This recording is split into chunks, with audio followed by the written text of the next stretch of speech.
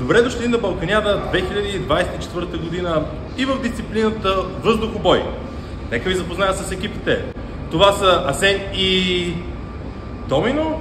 Защо пак са толкова много, бе? Значение. Готови ли сте? На старта! Правилата на дисциплината са прости.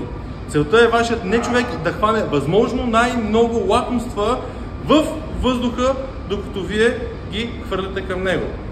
Тези лакомства, които паднат на земята, не се броят за хванати. Така че тези от вас, които успеят да хванат най-много лакомства в рамките на 30 секунди във въздуха, са победители. Приятели, Балканяда 2024 година е страхотно изживяване, на което ще се забавляваме заедно с вашите нечовеци и за всички сме приготвили награди. За някои купи, а за други купи пълни с храна. Така че очакваме ви. Нечовешки магазин Доктор Стефанов, околовръстен път 265, 11 часа, неделя. Скоро!